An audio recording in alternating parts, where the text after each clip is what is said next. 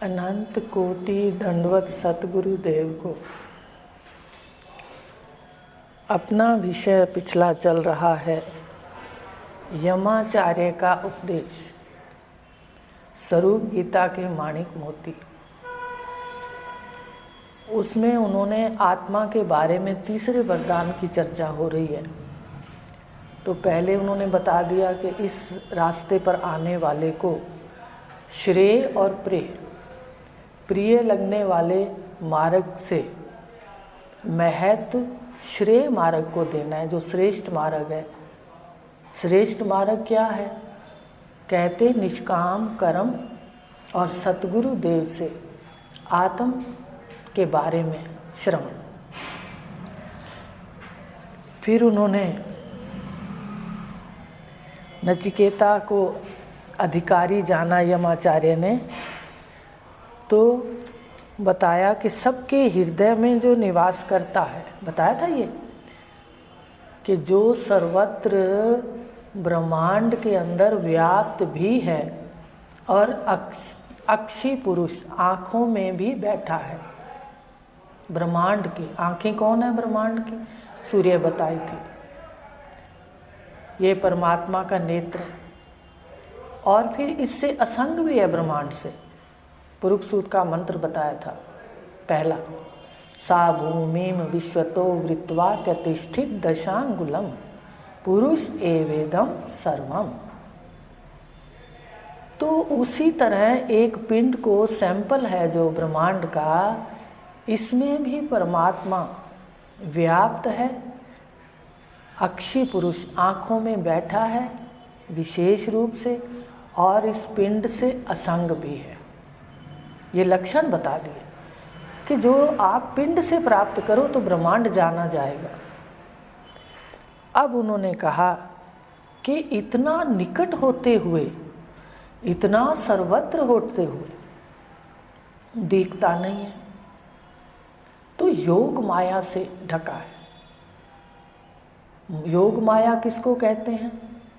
कि माया में परमात्मा का योग भी है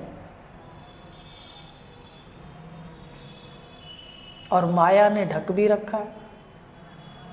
कैसे? उसका उदाहरण दिया कि सोने को आभूषणों ने ढक रखा है, डिजाइन ने, आकारों ने ढक रखा है, और सोने के जो आभूषण बनते हैं उसमें खोट डालते हैं तो बनता है।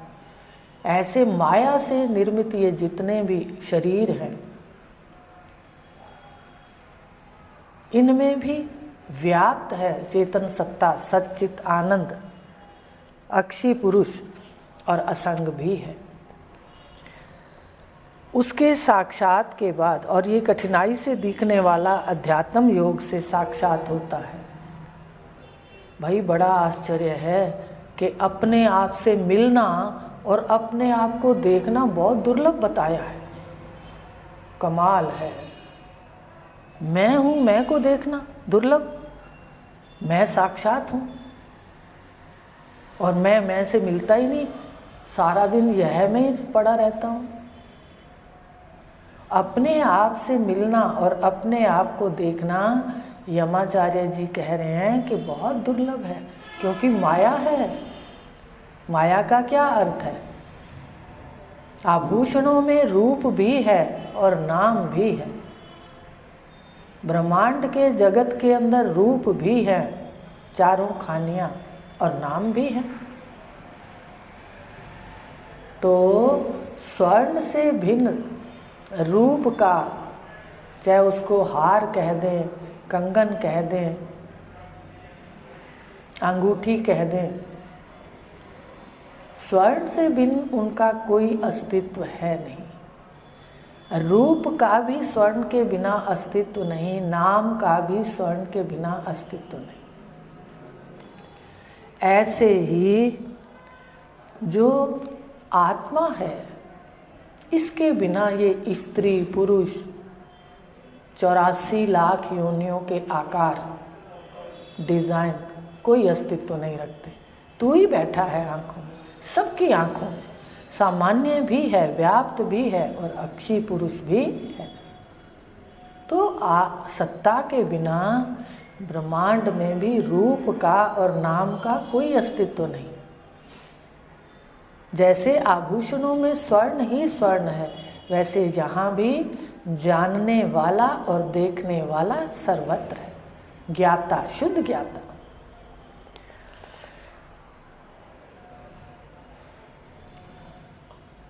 स्वर्ण दिखते हुए भी महत्व आकार भूषणों का लगता है। स्वर्ण देखते हैं पर हम स्वर्ण को नहीं देखते कि उसमें कितना खोट है, क्या है, बस डिज़ाइन पसंद आना चाहिए, हम आकारों में घूमते हैं।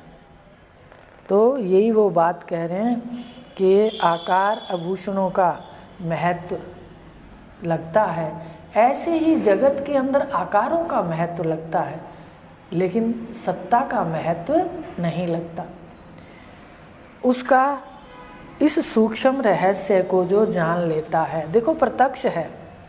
अगर कोई प्रत्यक्ष कहे जी आप तो कहते हो प्रत्यक्ष है, आँखों से दिखता है, पर आपको बता दिया आँखों से जो दिखता है वो माया का भाग त्याग लक्षणा कर दो और सुषुप्ति में रोज होता है, आप निरोल हो जाते हो।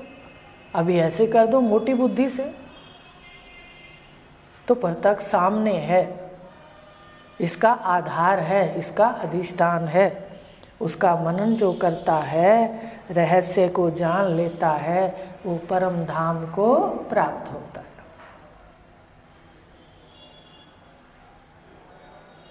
उसके अंदर एक मंत्र है जिसमें है ऐसास्य परम गति, ऐसास्य परम संपदा, ऐसास्य परम आनंद, ऐसास्य परम लोका, एतस्य वा आनंदस्या ज्ञानी भूतानि मात्रा मुपजीवंती। कि ये जो परम धाम है इसके सीधे लक्षण बता दिए कि जहाँ सलिल एक हो और दृष्टा अद्वैत हो। माया एक है और दृष्टा अद्वैत है। तुम तो अद्वैत हो, पर ये नाना रूपों वाली माया ये एक है। तो माया एक के तो टुकड़े करते हैं ना, साइंस वाले कितने टुकड़े कर लेते हैं एक के, जानते हो? एक का आधा, आधे का आधा, ऐसे करते करते कितने टुकड़े करते हैं, पर अद्वितीय के टुकड़े नहीं हैं। ऐसे ब्रह्मांड में व्याप्त है, आप ही हो। ऐसी आत्म ज्ञान की प्रशंसा सुनकर नचिकेता ने यमाचार्य से कहा, महाराज जो कार्य जगत और कारण ईश्वर से परे है, इस जगत का कारण कौन है? जगत किसका कार्य है? माया का। माया अकेली नहीं काम करती, दोनों काम करते हैं। भगवान ने मेरे ख्याल भगवान ने गीता के 13वें अध्याय में कहा है कि सब स्वरूप वस्तु का जोड़ा है सनातन जान तू। कि फिर अभी 9वें में या 7वें में भी कहा, 9वें में ही कहा कि मैं बार बार प्रकृति, मेरी अध्यक्षता में बार बार सृष्टि को रचता हूँ। प्रकृति को लेकर के रचती स्त्री है, प्रकृति रचती है सृष्टि, पर अध्यक्ष कौन होता है? पुरुष। पुरुष असंग है और प्रकृति लिप्त है। वैसे भी देख लो साधारण, बड़ा रहस्य है ज्ञान का, पर देने वाला कामिल चाहिए, परम पुरुष। वो खोल के रख देते हैं कि क्या सत्य है। तो जो इससे परे है, किससे कहा? जगत कार्य है और कारण है ईश्वर, माया उपाधि वाला ईश्वर। परे है, धर्म अधर्म से अतीत है और भूत वर्तमान और भविष्य तीनों कालों का साक्षी है, असंग है। उसके बारे में जो भी आप जानते हैं वह कृपा करके मुझे बतलाइए। नचिकेता के पूछने पर यमाचार्य ने कहा, आत्मा ब्रह्म है। सीधा कहा कि आत्मा जो है, तू जो है, ब्रह्म है। और इसका उपदेश किया। अब आत्मा ब्रह्म का उपदेश है, ठीक है। पहले अंतःकरण बताया कि क्या करना है, ये अपने को करना है। सब हमने निरीक्षण करना है कि प्रिय मार्ग में ज़्यादा जल्दी भागते हैं या उसको परे करके अगर परीक्षा हो जाए तो हम श्रेय मार्ग की ओर जाते हैं, श्रेष्ठ की ओर, अपने ज्ञान की ओर। तो ये तो काफ़ी समय से इसने जीवन में लिख रखा है डायरी में, तो ये हमें लिख लेनी है बातें, तब हमें पता चलेगा कि हम कितने उपराम होते हैं। चारों वेद जिस परम सत्य का ज्ञान कराते हैं, यमाचार्य कह रहे हैं, उसे परम पद कहकर प्रतिपादन किया है। आत्मा को, ब्रह्म को ही परम पद कहा है। सारे तप जिसको प्राप्त कराने के साधन है। देखो जितने भी तप है ना, गिनते जाओ। आप कहोगे व्रत करता हूँ, कोई कहता है जब इधर जाते थे तो ब्रह्मदेव जी के पास शुरू में, तो रास्ते में पेड़ के पास एक व्यक्ति संत चोले में उल्टा ऐसे टांगों को, एक टांग को खड़ा करके और एक टांग पे खड़ा रहता था। तो मेरे को बड़ा आश्चर्य होता था, जब ज्ञान तो था नहीं। जी कितना तप है, तो तप तो है कि नहीं है बताइए। चाहे वो पैसों के लिए खड़ा हो, इस शरीर का पालन करने के लिए, पर नाम तो भगवान के कर रहा है ना। ऐसे तप के लिए कोई भी कार्य करते हैं, तीर्थ करते हैं, दान करते हैं, संध्या कुछ और करते हैं, व्रत करते हैं, ये सारे जो तप हैं प्राप्त कराने के साधन हैं, मंजिल नहीं है, याद रखना। सारे साधन हैं। कर्म उपासना सीढ़ियाँ तो हैं, आगे कुछ इनके और तो है, पर ये लक्ष्य नहीं है जीव का। जिज्ञासु जन उसको पाने के लिए ब्रह्मचर्य पालन करते हैं। वह सत्य परमात्मा तुम्हें संक्षेप से बतलाता हूँ। क्या बतलाया? एक अक्षर ओम ही ब्रह्म है। अब ओम को समझना आसान है, 3 मात्राएं हैं, फिर ब्रह्मांड में है, फिर पिंड में है, फिर उसमें जीव बैठा है, उसकी संज्ञाएं हैं, फिर कैसे रात को लय होते हैं, विश्व तेजस प्राज्ञ। कह दिया ओम शब्द। ओम कोई साधारण शब्द है बताइए? तो क्या कहा, ये सबसे समेट करके सारे का लय किसमें? ओम में। इसलिए उन्होंने कहा कि सबसे संक्षिप्त रूप से जो अक्षर ओम ही ब्रह्म है, अक्षर ओम ही ब्रह्म है। यही एक अक्षर ही परम तत्व है, इससे आगे कुछ नहीं। ओम के अंदर 2 शब्द हैं, ओ और मैं। ब्रह्मांड का सत्य निकालो, इसका रस निकालो, इसका तंत्र निकालो, वो ओ है। इधर मैं का तत्व निकालो, मैं का बाध करो, मैं में से शोधन करो, तो मैं है इसका सत्य। देह में सत्य मैं है, ब्रह्मांड में सत्य ओ है। दोनों को मिलाओ तो क्या बनता है? ओ। पर पहले दोनों में से अलग तो करना पड़ेगा ना, इसलिए फिर दोनों मिला के ओम है, अद्वैत है। ध्यान देना यहाँ पर, पहले से ही कह दिया, ये नहीं कहा ओ अलग बैठा है, मैं अलग बैठा है। ओम स्वयं अपने आप को बताता है कि मैं के बिना ओ पूरा नहीं है, और ओ के बिना मैं पूरा नहीं। तो ओम परम तत्व है, इसे आगे कुछ नहीं। बस एक अक्षर ब्रह्म को जानने वाला भी जिस वस्तु की इच्छा करता है, ये उसमें है ना कठोपनिषद में, यो यद इच्छसि तस्य तत्, ऐसा है मंत्र। एक अक्षर ब्रह्म को जानने वाला जिस वस्तु की इच्छा करता है उसे प्राप्त हो जाती है। देखो अब आपको जो बार बार कहते हैं ना कि भाई कितना आसान मार्ग है ये भगवान का, कि जो हम इतना कठिनाई से कर्म करके प्राप्त करते हैं, फिर उसमें कोई गलती हो जाए तो देवता का तो स्वभाव है अपने जैसा, पहले दो और फिर लो। क्यों भाई, आ रही मेरी बात समझ? रिश्तेदारी भी कब तक चलती है? पहले दो और लो, दोनों माने, देते लेते रहो, देना लेना। अगर किसी ने खीर का कटोरा दे दिया और आपने वही कटोरा दाल का भर के दे दिया, तो उसने घर में ज़रूर बात करनी है, लो मैं तो खीर दे आती हूँ और ये मुझे दाल ही दे जाती है। अरे संसारी रिश्ते ये लेन देन के हैं, लेना देना चलता है। और देवताओं का मनन करना आप, क्योंकि यमाचार्य ने कहा है, ये उपनिषद है,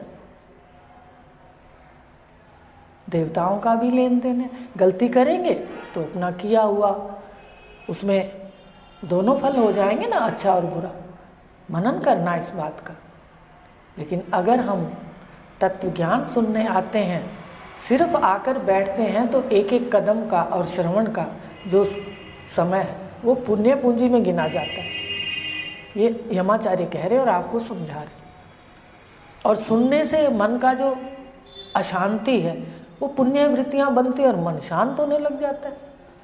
वो जान जाता है कि भाई ये जितना भी है सब भाग्य से खड़ा है, मैं अच्छा पाठ तो कर सकता हूँ पर ये सब भाग्य लेकर आए। तुम क्रियमान कर्म के अंदर अच्छा कर लो तो भाग्य अच्छा हो जाएगा उतना। तो बता रहे हैं यमाचार्य कि जिस जिस वस्तु की इच्छा करता है वो प्राप्त हो जाती है। इसमें ये सिद्धियाँ हैं। अभी थोड़ा सा चलते हो तो आप कहोगे इच्छा आएगी और आपकी पूरी होने लग जाएगी। अभी आप थोड़ा इसको देखना, कहना किसी से नहीं है, याद रखना। साधना हमें आज्ञा है इसलिए आपसे बात करते हैं, साधना की बात नहीं करते। क्यों? क्योंकि मन ऐसा है। आज तो ये बहुत कुछ दिख रहा है, निवृत्ति प्रवृत्ति में भी परमात्मा को मानना निवृत्ति कहा जाता है। निवृत्ति का मतलब ये नहीं जाकर के जंगल में बैठ जाओ या घर में है तो आप ऊपर ही बैठे रहो। निवृत्ति का मतलब है कार्य करते हुए मन की स्थिति अपने में हो। प्रवृत्ति में निवृत्ति, आओ प्रवृत्ति से निवृत्ति की ओर चले, ये वो स्थान है जहाँ बैठे हो। तो बताया यमाचार्य जी ने जिस जिस वस्तु की वो इच्छा करता है वो उसे प्राप्त हो जाती है, ऐसी इसके ज्ञाता की महिमा है। इस ज्ञान की ऐसी महिमा है और है। आप थोड़ी सी श्रद्धा से परमात्मा को परमात्मा के लिए पूजो, संध्या करो तो खो जाओ उसमें, सुबह यहाँ आओ तो श्रद्धा से एक एक कदम रखो, बस जो ये कह रहे हैं वही होगा। तो बता रहे हैं कि जो प्राप्त हो जाती है ऐसी इसके ज्ञाता की महिमा है। ओम सारी सृष्टि का आश्रय है। आश्रय कहते हैं जिससे सृष्टि की उत्पत्ति, स्थिति और उसी में लय। ब्रह्म सूत्र में तो आया है परमात्मा के क्या लक्षण है। पहला सूत्र है आओ, अब बहुत हो गया, थक गए, आओ ब्रह्म की जिज्ञासा करें। भाई बहुत घूम लिए, बहुत चाहतों में भटक लिए, आओ और परमात्मा की जिज्ञासा करें। सबसे पहले सूत्र है अथातो ब्रह्म जिज्ञासा। कैसा है ब्रह्म? दूसरे ही श्लोक में मंत्र में बोल दिया, सूत्र में। मंत्र नहीं कहते, सूत्र कहते हैं उसको। सूत्र कहते हैं सुराग। परमात्मा का एक एक जो सूत्र है उसमें पिरोया हुआ है, उसको ब्रह्म सूत्र कहते हैं। तो दूसरा कह दिया जन्मादस्य यतः। क्या है ब्रह्म के लक्षण? जिससे सृष्टि की उत्पत्ति, स्थिति और लय, उसी में ही लय। जैसे लहर सागर से उत्पन्न हुई, थोड़ी देर दिखी अलग, फिर उसमें लय है, ये कहा। फिर उसने तीसरी बात कही, आगे नहीं जाएंगे कि भाई कैसे वो किससे प्राप्त होता है, मैं प्राप्त करूं। लेकिन यमाचार्य कह रहे हैं देखो ये जो सृष्टि है ये ओम ही सबका आश्रय है। सारी सृष्टि का आश्रय, उत्पत्ति स्थिति लय का ओम है। परम श्रेष्ठ आलंबन है, सहारा है। सृष्टि में अति उत्तम ओम ही है। साधक की साधना का आश्रय और लक्ष्य भी ओम है। जगत का आश्रय ओम है। इसी ओम में सृष्टि की उत्पत्ति स्थिति लय है। ऐसा सबका श्रेष्ठ आश्रय ओम को जानने वाला ज्ञाता की ब्रह्मलोक तक महिमा होती है। ये वरदान है। भगवान ने गीता के 18वें अध्याय में कहा है सर्वं गुहतमं भूय शृणु मे परमं वच इष्टो असि में दृढ़मिति ततो वक्ष्यामि ते हितम्। क्या कहा? हित के वाक्य। क्या है वो वाक्य? मनमना भव मद भक्तो मद दयाजी माम नमस्कुरु मामे वैश्यसी सत्यम ते प्रति जाने प्रियो असी में। कह दिया तू मेरा प्रिय है, प्रिय। तो ये ज्ञान गुरु देने वाला होता है, वो प्रिय करके देता है, उसकी कोई स्वार्थ नहीं होता। वो जीवों का उद्धार करने आते हैं। कल्प में चलता है ब्रह्मज्ञानी, कल्प तक आता रहता है, उसके बार बार आकर के जीवों के उद्धार करता है, तब वो मुक्ति में जाता है। एकदम नहीं जाता। नक्शे पढ़ाएंगे ना जब तो बताएंगे। तो किस प्रकार इतने हमारे भाग्य खुले हैं कलयुग के अंदर, तो आपको बार बार समझाती हूँ, पुरुषार्थ करो। ये सत्य नहीं है, ये सुंदर पाठ तक है बस, और जो यहाँ से अच्छा कार्य तन मन धन से कर सकते हो करो, सुंदर यात्रा भी करो, सुखद यात्रा करो। तो बता रहे हैं कि इस प्रकार वास्तविक रहस्य युक्त ज्ञान है। यमाचार्य ने नचिकेता से आत्मा के स्वरूप का वर्णन करते हुए कहा, आत्मा नित्य है, ज्ञान स्वरूप है। अब सबसे पहले उनको उपदेश दिया आत्मा का कि आत्मा नित्य है और ज्ञान स्वरूप है। देखो, कोई भी चीज को प्राप्त करने के लिए उसके लक्षण देखने पड़ते हैं। आपके घर में जल, आप बैठे और आपके कपड़े गीले हो गए तो आप ये नहीं कहोगे कि आग तो नहीं जल रही, आप कहोगे गीले होने के लक्षण हैं तो भाई जल है। लक्षण से लक्ष्य की प्राप्ति होती है। इसलिए आत्मा के लक्षण जान लो और जगत के जान लो, बस लक्ष्य को देख लेंगे। तो यही वो पहला लक्षण दे रहे हैं। आत्मा का लक्षण है अजर है, अमर है, नित्य है, ज्ञान स्वरूप है, ना जन्मता है ना मरता है, उसका जन्मदाता भी कोई दूसरा नहीं, ना तो उसका कोई पिता है ना ही उसका कोई पुत्र है। बात समझ रहे? ना तो उसका कोई पिता है। जो कहते हैं भाई, जो भी यहाँ तक बैठे हैं, हम जब तक बैठे रहे कि हमारा पिता है, तब भी द्वैत था। द्वैत में एक सीढ़ी नीचे बैठे हैं, भले कितनी अपने साधना करें, ओम का ध्यान भी करें तो द्वैत में बैठे हैं, एक सीढ़ी नीचे बैठे। तो उन्होंने कह दिया कि ना उसका कोई पिता है और ना ही उसका कोई पुत्र है। कहने का तात्पर्य है उसका कोई कारण और कार्य दोनों नहीं है। समझ रहे हो? कारण भी नहीं है उसका और कार्य, वो तो आप ही अपनी महिमा में प्रतिष्ठित है। लक्षण बता दिए, वो पीछे याद रखना। कार्य कारण से परे है, उसके बिना दूसरा सत्य है नहीं। अगर दिखता है, दूसरा सच्चा दिखता है तो वह मिथ्या है, भूल है ना भूल। ये तो गुरुदेव भूल संवारने हैं, नहीं तो हमने बुजुर्गों को देखा आखिरी समय कहते हैं दिखता है, वो भूल आखिरी समय दिखती है तो सुधारने का मौका नहीं होता। तो हम कितने आलसी हैं, हमें गुरुदेव दिखा रहे हैं, हमें समझ भी आ रहा है, फिर भी हम भूल नहीं सुधार रहे कि मैं आत्मा सच्चिदानंद ज्ञाता हूँ।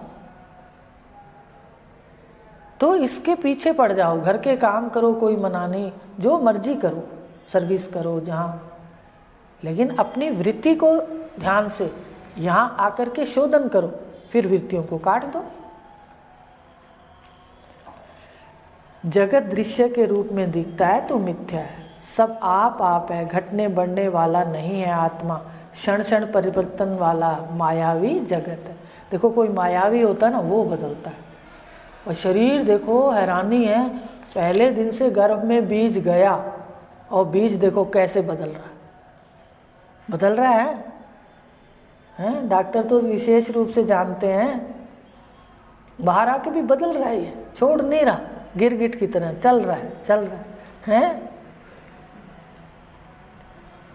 बचपन बदलता हुआ जवानी तो बहुत अच्छी लगती है, पर जवानी बदलते हुए बुढ़ापा अच्छा नहीं लगता है। लेकिन जानकार शांत रहता है, वो कहता है ये भी इसकी अवस्था है, फर्क पड़ जाता है, देखो तो बिल्कुल समाहित रहता है।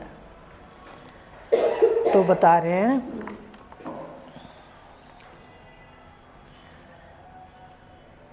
सदा एक रस रहता है, आत्मा नित्य है, जगत मायावी है, बदलता है। आत्मा पुरातन सनातन है, जन्मने वाला मरने वाला, जो भी इसको मानता है, आत्मा को मारने वाला अपने आप को मानता है, वह मूर्ख अज्ञानी है। भगवान ने भी दूसरे अध्याय में कहा है जो इसको हंता समझता है वो अज्ञानी है, मारने वाला समझता है या मरने वाला समझता है वो मूर्ख अज्ञानी है। आत्मा का तनिक भी उसको ज्ञान नहीं। आत्मा ना तो खुद मरता है ना ही दूसरे को मारता है, क्योंकि दूसरा मृत्यु वाला सत्य है ही नहीं। अगर ध्यान से देखें ना, मृत्यु किसको कहा है? एक जैसे अपन कोई बर्फ में बर्फ लगाते हैं तो एक पहले सांचा रखते हैं या चुंबक रख लो आप, फिर उसके सामने लोहे का बुरादा चारों तरफ रख दो, तो चुंबक क्या करेगी, अपने आकार का बुरादा खींच लेगी। मान लो चुंबक का आकार गोल है तो बुरादा सारा गोल गोल उसके ऊपर, गोल गोल उसके ऊपर चिपट जाएगा, और त्रिकोणी है तो त्रिकोणा। इसी प्रकार जो है ये जो जीव है ये संस्कारों से सूक्ष्म शरीर ढांचा है।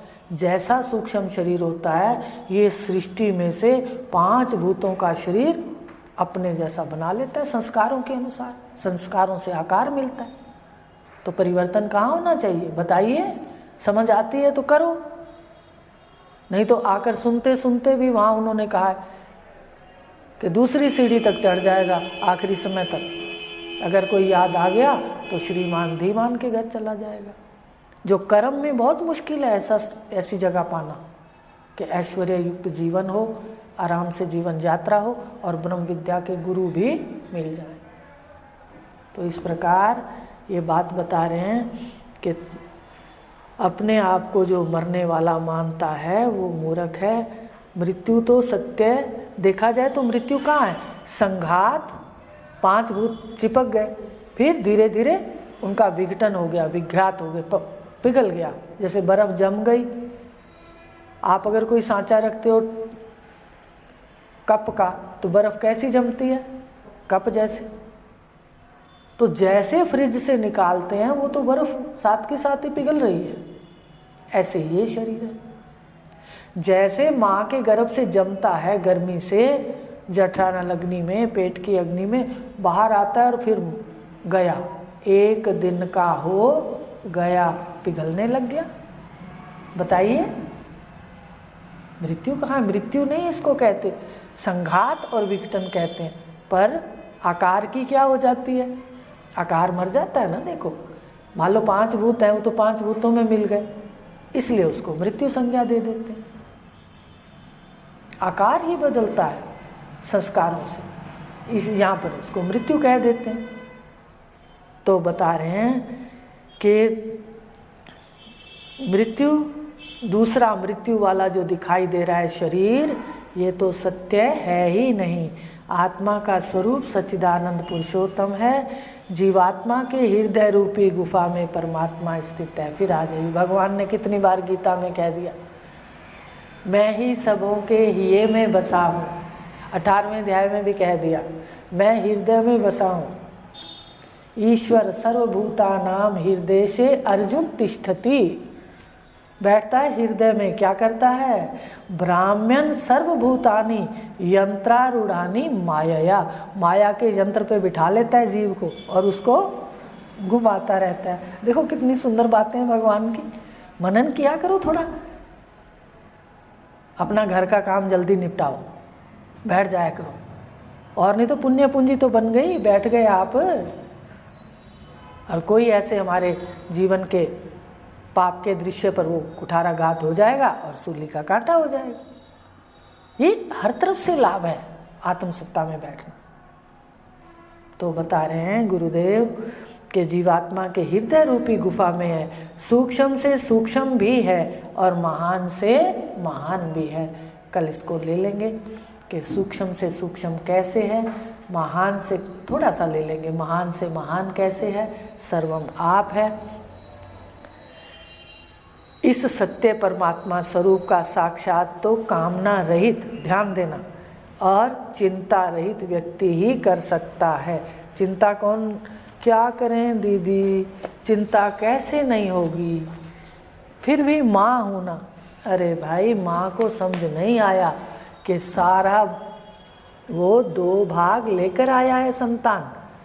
तीसरे में उससे अच्छे कर्म करवा दो, शुभ कर्म करा दो, दान दक्षिणा आदि पहना के पहनो, खिला के खाओ, माने कुछ ईश्वर को दो। अब कर्म की बात हो रही है, अब ईश्वर की बात आएगी। जब जीव भाव उठेगा तो ईश्वर के बिना गाड़ी नहीं चलेगी, ईश्वर भाव को जगाना पड़ेगा, तब ईश्वर के लिए दो।